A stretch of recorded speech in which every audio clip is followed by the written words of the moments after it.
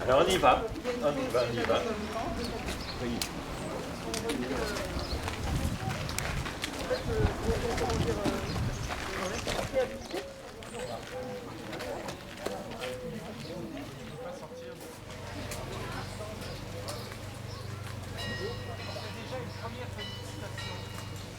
Il était une fois il était, mais bon, il y a de ça un long temps, un homme qui a besoin de bois pour chauffer sa maison. Oui, mais le chêne, le châtaignier, le hêtre, le charme, l'érable et le frêne, tous trouvent une bonne raison pour demander à l'homme de ne pas les couper. Et d'ailleurs, c'est depuis ce jour-là que les arbres, à cause de cette terrible peur, ont perdu l'usage de la parole.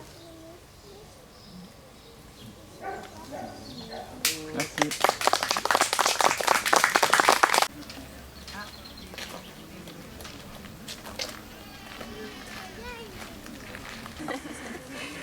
C'est de l'entretien, Bah ouais,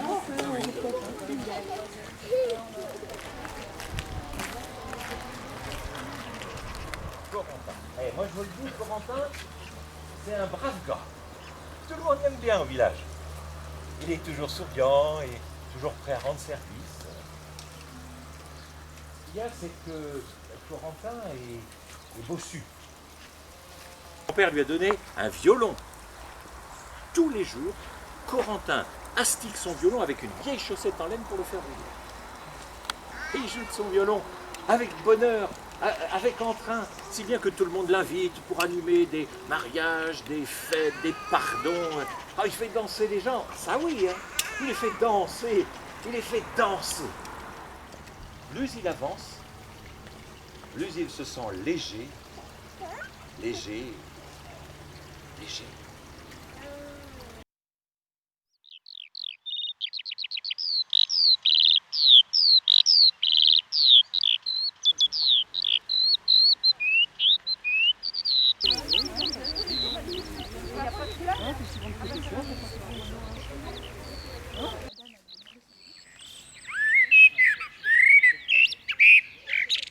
À la moitié du XXe siècle, les Landes, ici, mais en Bretagne en général et ailleurs, les Landes avaient une grande importance dans les fermes.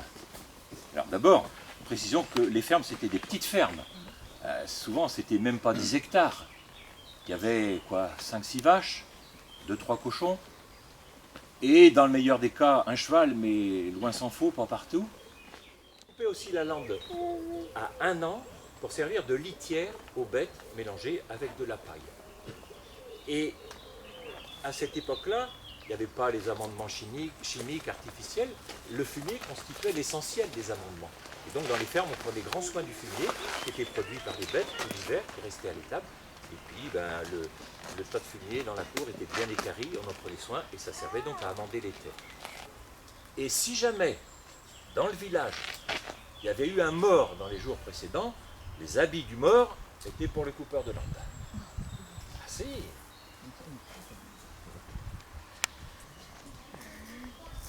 Le châtaignier. Le châtaignier nous donne son bois et ses fruits. Fruits emblématiques du pays bredon. Sa vogue est même devenue d'or, d'argent et de bronze pour des trophées de chanteurs, de musiciens et de conteurs. Ici, autrefois, vous ne le savez peut-être pas, mais il y avait une ville très importante à l'époque gallo-romaine, des deux côtés de la Vilaine, ici et de l'autre côté en face à Fégréac, qui s'appelait Durécy. Certains disent que cette ville a pu avoir jusqu'à 30 000 âmes. Et d'ailleurs, un jour, en rentrant d'une dure journée, sa hache sur l'épaule, il rentre dans sa petite maison fatigué et il prépare la soupe. Mais il faisait de la bonne soupe. Ah si, de la bonne soupe. Il prépare sa soupe, elle est là, il est prêt à se régaler, quand on toque à la porte. Il va ouvrir. Oh! Un Corrigan! Avec un bonnet rayé dessus sa tête. Bonsoir, bûcheron. Ben, j'ai faim, t'as pas quelque chose à me donner à manger?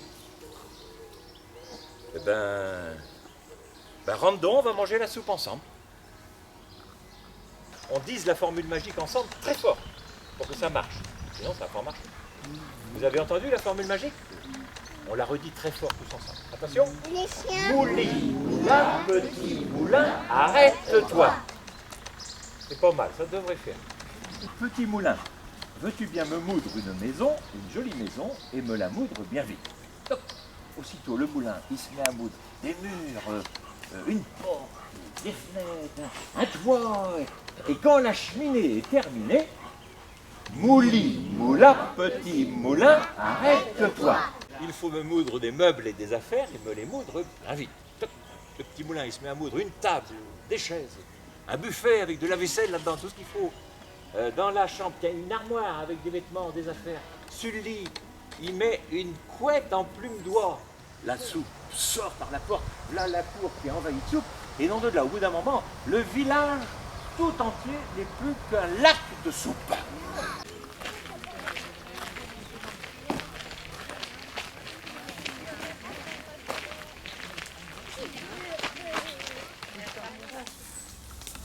Et il avait dans sa poche. Et il continue son chemin, sourire aux lèvres. Oh! La petite grenouille, elle s'énerve là-dedans dans la poche. Elle bouge, elle saute, elle remue, elle dit, mais monsieur, on s'est peut-être mal compris. Je suis une jeune et jolie princesse bien faite de sa personne. Donnez-moi un baiser et je serai à vous pour toujours.